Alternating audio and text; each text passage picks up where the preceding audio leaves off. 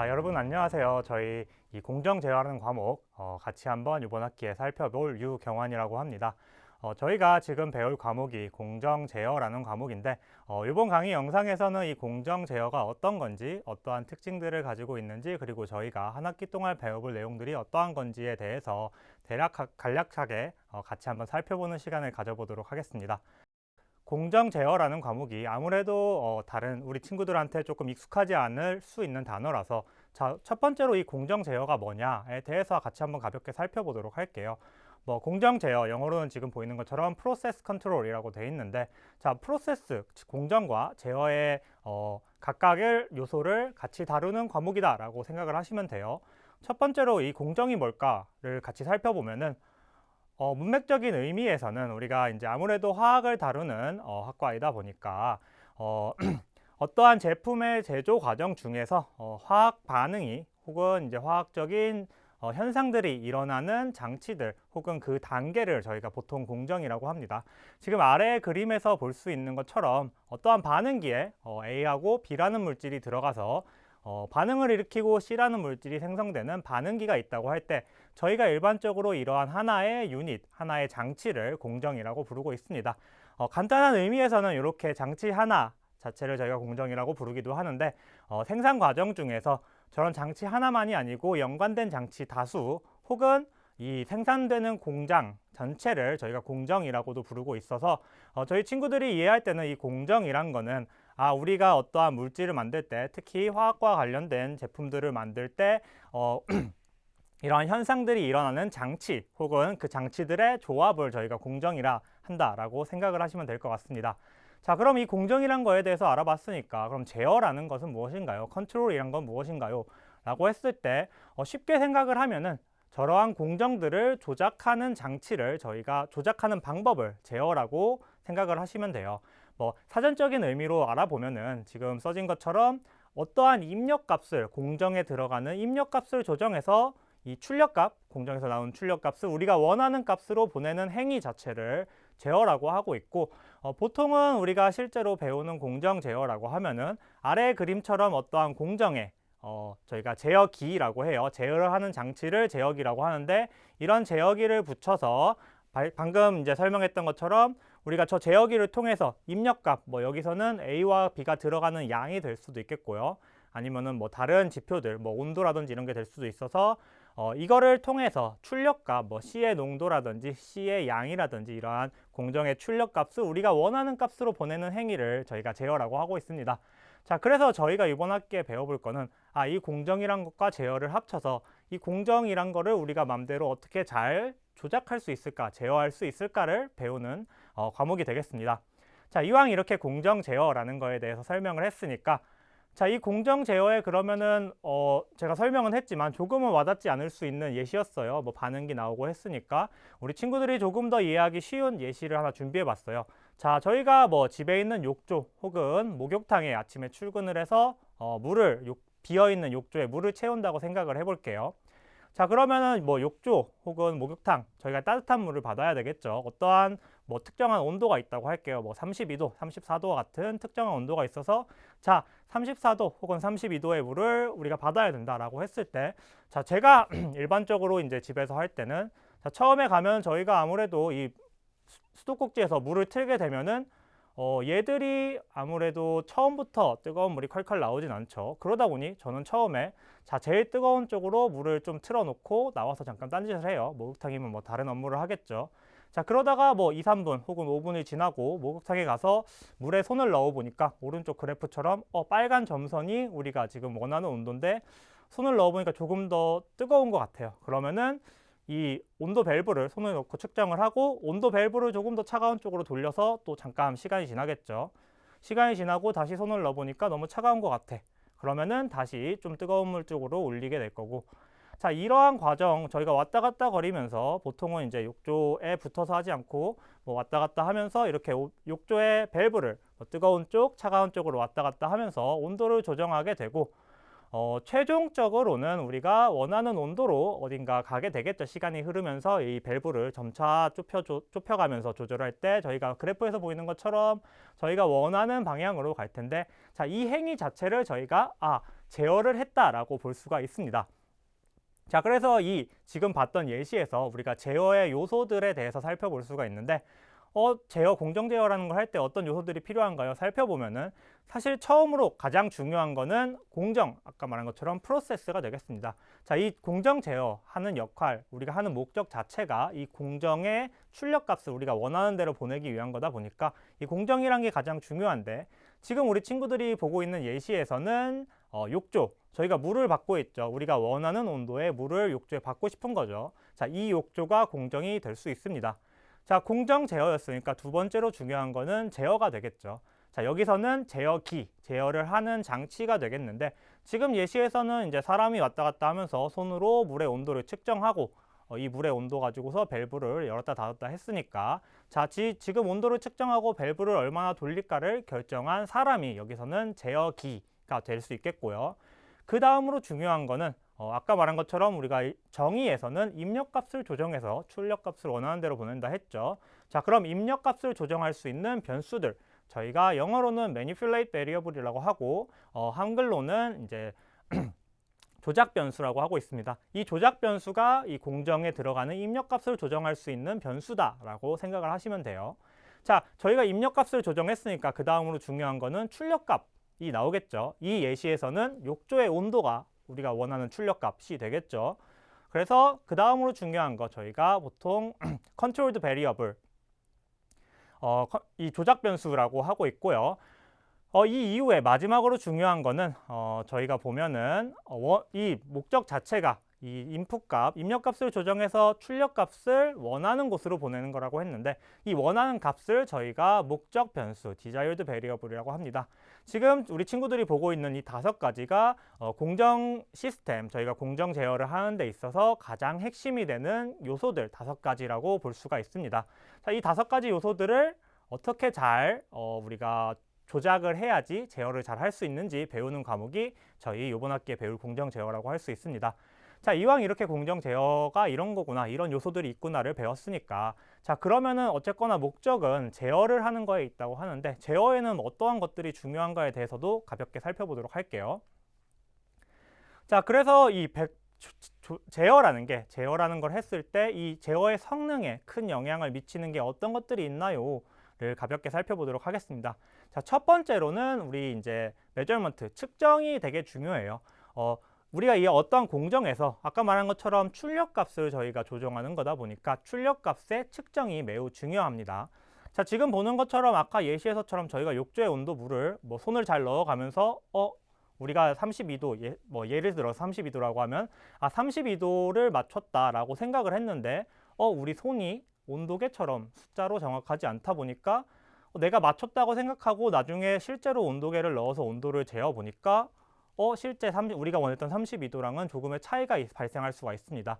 저희가 이런 걸 보통 옵셋이라고 하는데, 이렇게 출력 값에 측정하는 장치에 문제가 있다면은 아무래도 제어의 성능은 나빠질 수밖에 없고, 그러다 보니까 기본적으로 이 측정, 우리가 원하는 출력 값의 측정이 되게 중요한 요소 중에 하나가 되겠습니다. 자, 다음으로는 이 제어를 하는 주기, 우리가 제어 액션이라고 해요. 보통 아까 이 밸브를 열었다 닫았다 하는 행동을 보통 제어 액션이라고 하는데, 이러한 제어 행동을 얼마나 자주 취해 주냐도 이 제어의 성능에 되게 큰 영향을 미쳐요.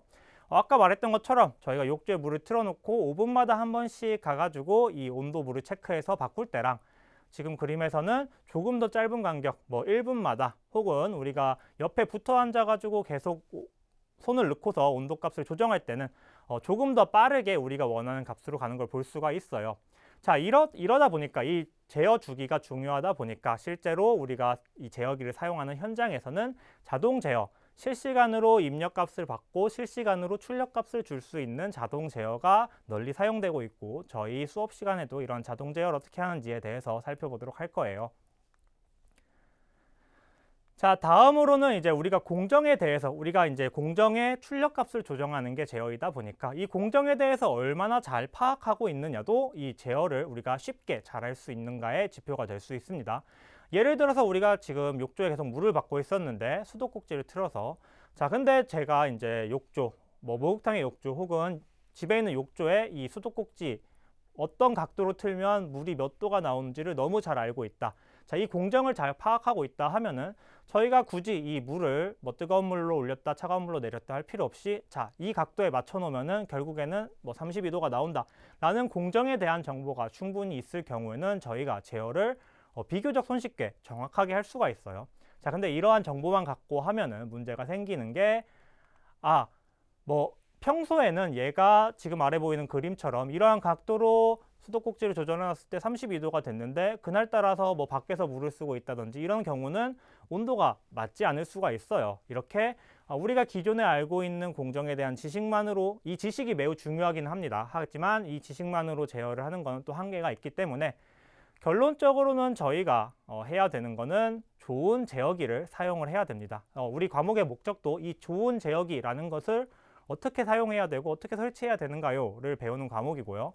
자, 이 좋은 제어기라는 거는 사실 현장에서는 아직까지도 우리 이제 작업자분들, 엔지니어 분들께서 이러한 제어들을 수행하는 업체들도 많고 실제로는 그분들이 제어를 했을 때 성능이 좋은 경우도 많아요. 자, 저희가 이걸 보통 이제 휴리스틱한 제어라고 하는데 자, 이런 제어를 했을 경우 앞에서 말한 것처럼 제어 주기가 길어질 수도 있고 완벽한 성능이 아닐 수 있기 때문에 저희가 최종적으로는 자, 이렇게 사람이 하는 제어가 아닌 자, 제어기라는 것을 잘 설계해서 붙여서 우리 그래프에서 보이는 것처럼 앞에서 이제 좀 출렁거리는 거 없애고 좋은 결과값, 좋은 결과라는 거는 저희가 제어해서 좋은 결과라는 것은 자, 아까 말한 것처럼 입력값을 조정해서 출력값을 원하는 대로 보내는 거라고 했는데 자, 좋은 제어는 이 출력값을 원하는 대로 빠르게 보내는 게 일반적으로 좋은 제어라고 해요. 자, 그래서 그런 좋은 제어를 할 수 있는 제어기를 배우는 게 저희 과목의 목표라고 할 수 있습니다. 자, 그래서 저희가 제어가 어떤 거고 어떠한 요소들이 중요한가요? 예시를 통해서 좀 와닿았으면 좋겠는데 예시를 통해 살펴봤죠. 자, 그 다음으로 어쨌거나 이 전공이라고 공정 제어라는 과목을 배우고 있는데 자, 이 공정 제어란 과목이 그럼 도대체 왜 중요한가요?에 대해서도 가볍게 살펴보도록 할게요. 일반적으로 5개 정도의 이유를 들 수 있어요. 공정 제어가 이 중요한 이유를 하나씩 살펴보면은 첫 번째로는 이 공정의 안정을 위해서예요. 저희가 다루는 공정들이 보통은 이제 화학 제품을 다루는 공정이다 보니까 공정 혹은 공장이 운전되는 조건들이 위험한 경우도 많고 예를 들어서 고온이라든지 고압이라든지 하는 경우가 매우 많고 저희가 다루고 있는 물질들 자체도 뭐 인화성이 있다든지 아니면 폭발할 수 있다든지 이런 위험성을 가지고 있어요.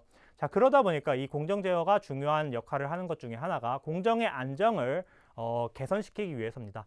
자, 앞에서 교수님께서 설명하신 공정 제어의 역할은 입력값을 조정해서 출력값을 원하는 대로 보내는 거라고 했는데요 라고 할 수 있는데 요거를 조금 다르게 생각해 보면은 입력값을 조정해서 출력값을 우리가 원하지 않는 방향으로 못 가도록 하는 것도 제어로 저희가 할 수 있기 때문에 이 공정의 안정을 위해서 특히 화학과 관련된 공정에서는 공정 전체에 공장 자체에 다량의 이 제어기들이 붙어 있고 제어기들이 다양한 역할들을 하고 있는데 그 중에 중요한 역할 중에 하나가 이렇게 공정의 안정을 유지하거나 개선하는 역할을 한다. 그래서 이 공정 제어가 중요하다라고 할 수 있고요. 자, 두 번째는 이제 우리 친구들 아래에서 보이는 표처럼 근래에 이제 저희가 환경에 대한 이 관심이 매우 높아지고 기준들도 매우 높아지고 있어요. 하지만 저희가 다루고 있는 이 화학 제품을 다루는 공장의 특성상 저희가 이러한 위험한 물질들, 환경적으로 좋지 않은 물질들이 아예 나오지 않게는 할 수 없다 보니까 자, 저희가 배출 기준이란 게 정해져 있어요. 자, 어떠한 공장을 돌릴 때 이 위험한 물질들을 이 농도 이하로만 배출을 해야 된다. 자, 이러한 것들을 지키기 위해서도 제어가 사용되고 있어요. 아까 앞에서 말한 것처럼 저희가 일정 수준 이하로 농도를 유지할 수 있도록 공정의 조건을 설정해주는 역할을 제어가 또 하고 있습니다.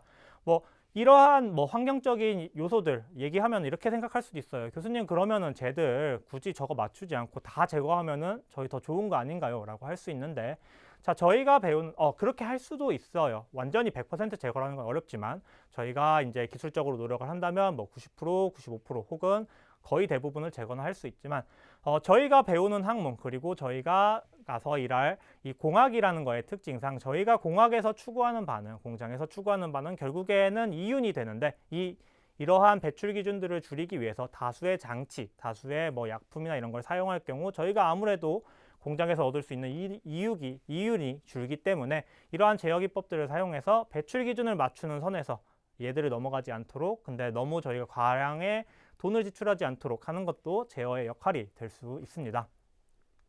자, 세 번째로는 저희가 일반적으로 이 화학과 관련된 산업에서 생산하는 생산물들 같은 경우는 이 제품의 품질이 매우 엄격하게 정해져 있어요. 예를 든 게 이제 저희가 천연가스를 가져와서 어떤 공정을 거쳐서 메탄올이라는 애를 만드는 공정을 예로 가져왔는데, 저희가 지금 표에서 볼 수 있는 것처럼 메탄올이란 게 거래되는 품질의 규격, 제품을 보게 되면은 지금 우리 친구들이 볼 수 있는 것처럼 규격이 매우 엄격하게 정해져 있어요. 99.9, 99.8 혹은 등급에 따라서 98% 이렇게 제품마다 매우 엄격한 기준이 정해져 있다 보니까 저희가 저 기준을 맞추지 못하게 되면은 판매 자체를 할 수가 없기 때문에, 저러한 화학 공정의 특성상 화학 제품의 이 품질이, 보통은 순도가 되게 중요하기 때문에 이런 것들을 맞추기 위해서도, 세부적으로 조정해 주기 위해서도 저희가 제어기가 모든 공정에 달려 있고 지속적으로 일을 하고 있습니다. 자, 마지막으로 두 개가 사실상 이 공정 제어가 하는 역할 중 가장 눈에 띄고 가장 중요한 역할이 아닐까 싶어요. 자, 아래에 예시로 든 게 어떠한 공정에서 온도를 우리가 제어를 한다. 그래서 이제 파란색 선이 나타내고 있는 게 레퍼런스라고 의미하고 있죠. 이 레퍼런스가 의미하는 게, 자, 우리가 원하는 온도예요. 그리고 이 원하는 온도를 제어기들, 빨간색, 초록색, 파란색 제어기들을 이용해서 제어했을 때의 결과고, 이 빨간색, 파란색, 초록색 옆에 숫자가 적혀 있는 거는 나중에 더 자세하게 배우겠지만 제어기의 성능을 결정해주는 변수들, 제어기에 입력해주는 값 중에 하나라고 생각하시면 될 것 같아요. 자, 지금 저희가 보는 것처럼 제어기에 어떤 값을 넣느냐에 따라서 보라색이나 빨간색처럼 천천히 저희가 원하는 값으로 갈 수도 있고, 제어기에 조금 더 좋은 값을 넣어준다면은 우리 초록색 결과처럼 비교적 빠르게 우리가 원하는 온도로 도달을 할 수가 있어요. 자, 이게 왜 중요하냐고 하면은, 저희가 다루는 화학 제품을 다루는 공정들은 아무래도 다수의 이 원료들, 그리고 원료들의 비용이 크고요. 그리고 다량의 에너지가 들어가 가지고 저희가 원하는 제품을 생산하게 됩니다. 자, 근데 우리가 지금 보고 있는 그래프에서 본 것처럼 만약에 빨간색이나 보라색처럼 제어를 했다고 하면은, 자, 저 원하는 값으로 갈 때까지의 기간 동안은 저희가 낭비를 하고 있는 거죠. 시간적으로나 에너지적으로나. 아니면 저 기간에 생산되는 제품들은 저희가 판매를 못할 테니까 원료도 낭비를 하고 있는 거고요. 자, 이렇게 우리가 제어를 사용하는 가장 중요한 이유 중에 하나는 원료, 우리가 결국에는 이 공장을 돌리는 거, 공학을 배우는 가장 중요한 이유는 이윤을 창출하기 위해서, 이게 가장 큰 이유 중에 하나인데, 자, 우리가 그걸 하기 위해 가장 쉬운 방법은 원료를 아끼고 에너지를 절약해서 결국엔 마지막에 써 있는 것처럼 이윤을 높이는 이런 역할을 공정 제어가 하는 역할 중에 가장 중요한 역할이라고 할 수가 있습니다. 자, 그래서 아까 말한 것처럼 좋은 제어라는 게 빠르게 원하는 값으로 보낸다는 게, 결국에는 빠르게 원하는 값으로 보내면은 이 원재료도 낭비를 덜하고 에너지도 낭비를 덜해서 결국에는 우리가 제일 가장 우선적으로 추구하는 이득에 이제 좋은 영향을 줄 수 있다. 그렇기 때문에 우리가 제어를 배우고 있다라고 할 수 있습니다. 자, 그래서 여기까지는 저희가 공정 제어란 게 어떤 건가요? 예시를 통해 같이 살펴보고, 그러면 굳이 우리가 전공에서 공정 제어를 배워야 되는 이유가 뭔가요에 대해서 살펴봤어요. 자, 그래서 최종적으로 저희가 이번 학기에 이 강의를 통해서 어떤 내용들을 배울지에 대해서 살펴볼게요. 사실 우리 친구들이 이번 학기가 끝났을 때 꼭 기억하고 배워갔으면 좋겠는 내용은, 첫 번째로는 이 제어 시스템을 어떻게 구축하나요? 얘들이 어떻게 이루어져 있고 어떻게 행동하나요? 이 제어 시스템이란 거는 아까 저희가 첫 번째 그림에서 봤던 것처럼 공정이라는 애하고 제어기라는 애가 이렇게 같이 있었죠. 얘들을 통틀어서 저희가 보통은 제어 시스템이라고 하는데, 자, 이러한 제어 시스템이 어떻게 구성되고 어떠한 역할들을 각각이 하는지에 대해서 이해를 할 수 있으면 좋겠고, 그렇게 수업이 진행될 거예요. 자, 근데 저 내용을 이해하기 위해서 저희가 크게 3가지 정도의 내용을 더 추가적으로 살펴봐야 되는데, 첫 번째로는 조금 수학적인 내용들을 많이 살펴봐야 돼요. 저희가 배우는 다른 전공 과목들과는 조금 다르게 이 공정 제어라는 과목은 수학적인 기반이 조금 많이 들어가다 보니까 새롭게 배우는 내용은 없겠고, 우리 친구들이 이미 앞에 저학년에서 배운 내용들이 들어가겠지만 이 수학적인 내용들이 들어가서 저와 다시 한번 배웠던 내용들을 살펴보는 시간들 갖게 될 거고요. 두 번째로는 이 공정제어의 특성상, 공정제어는 정기적 신호를 받아서 다시 출력값을 계산하고, 이 수학적 식들을 통해 계산하고, 다시 이 출력값을 공정의 입력값을 정기적 신호로 주는 그런 분야이다 보니까 저희가 아무래도 이 시뮬레이션이라는 것을 꼭 같이 동반을 해야 됩니다. 그리고 앞에서 말한 것처럼 수학적 내용이 많다 보니까 이 수학적 수식들로는 자, 공정 제어, 제어기를 어떻게 바꿨어요 했을 때 우리가 눈에 와닿도록 그러면은 실제로 성능이 어떻게 바뀌었나요? 이런 거를 수학식들을 통해서만은 살펴보기가 쉽지 않아요. 그러다 보니까 이런 시뮬레이션들을 통해서 우리가 결과를 예측하거나 아니면 실제로 수행을 해보는 이런 과정들이 공정 제어에는 꼭 필요합니다. 자, 그래서 이러한 시뮬레이션을 어떻게 하는지 우리가 배운 내용들을 실제로 컴퓨터에서 어떻게 시뮬레이션 할지도 같이 살펴보도록 할 거고요. 자, 마지막으로는 저희가 다양한 제어를 할 수 있는 방법들이 되게 다양한 방법들이 있어요. 자, 근데 그 중에서 하나, 이제 마지막 나오는 건데, 저희가 다양한 제어 기법들 중에 지금 가장 오랜 기간 사용되고 있고, 현장에서도 가장 널리 사용되고 성능도 괜찮은 저희가 PID라는 지금 보이는 것처럼 약자로는 Proportional Integral Derivative라고 되어 있는데 국문으로 비례, 적분, 미분, 제어기라는 거에 대해서 중점적으로 같이 한번 살펴보고 얘에 대해서 이해하고 적용하는 거를 저희가 이번 학기에 목표로 삼고 우리 친구들이 한 학기 동안 이거와 관련된 내용들을 살펴보도록 할 거예요. 자, 그래서 마지막으로 실제로 우리 강의에서 어떤 내용들이 진행되나요? 어떠한 것들을 기반으로 하나요?를 살펴보면은 교재 같은 경우는 지금 우리 친구들이 볼 수 있는 것처럼 저 Process Identification and PID Control이라고 하는 저 성수환 교수님이라는 분이 쓴 책을 이용할 건데 저희가 이 교재를 이용하는 이유는 아까 말한 것처럼 공정 제어라는 과목은 과목의 특성상 저희가 어쩔 수 없이 수학적인 내용을 많이 다뤄야 되고 이 시뮬레이션이란 거와 같이 동반돼서 과목이 진행되어야 돼요.